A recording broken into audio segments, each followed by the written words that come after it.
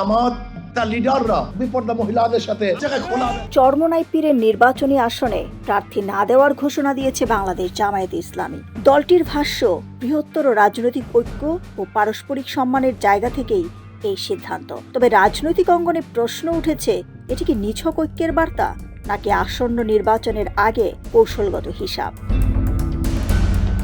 রোববার প্রধান উপদেষ্টা অধ্যাপক ডক্টর মোহাম্মদ ইউনূসের সঙ্গে বৈঠক শেষে জামায়াতের নায়েবে আমির সৈয়দ আব্দুল্লাহ মোহাম্মদ তাহের বলেন, জামায়াতের নেতৃত্বাধীন 11 দলীয় জোট গঠনে ইসলামী আন্দোলন, বাংলাদেশের আমির ও চরমোনাই পীরের ভূমিকা গুরুত্বপূর্ণ ছিল। সে বিষয়টি বিবেচনায় নিয়ে ওই আসনে প্রার্থী না দেওয়ার সিদ্ধান্ত নেওয়া হয়েছে।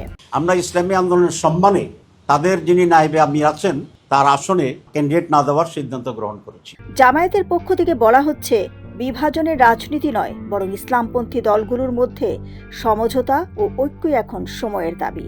এই সিদ্ধান্তের মাধ্যমে পারস্পরিক শ্রদ্ধা বোধের বার্তা দেওয়া হয়েছে। তবে রাজনৈতিক বিশ্লেষকদের মতে বিষয়টি শুধু আবেগ বা সৌজন্যের মধ্যে সীমাবদ্ধ নয়।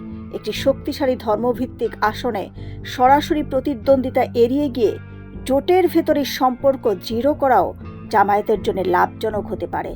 একই সঙ্গে ভবিষ্যৎ আসন সমঝোতায় সুবিধাজনক অবস্থান তৈরির কৌশল হিসেবে দেখা হচ্ছে এই সিদ্ধান্তকে।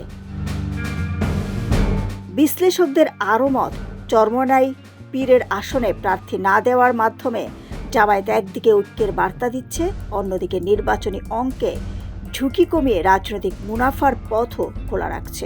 এই সিদ্ধান্ত নির্বাচনী মাঠে কতটা প্রভাব ফেলবে এবং জোট রাজনীতিতে কী ধরনের নতুন সমীকরণ তৈরি করবে তা এখনই স্পষ্ট নয়। তবে ইসলামপন্থী রাজনীতিতে এটি যে একটি তাৎপর্যপূর্ণ বার্তা তা মানছেন সবাই। ডেস্ক রিপোর্ট, সোনালী নিউজ।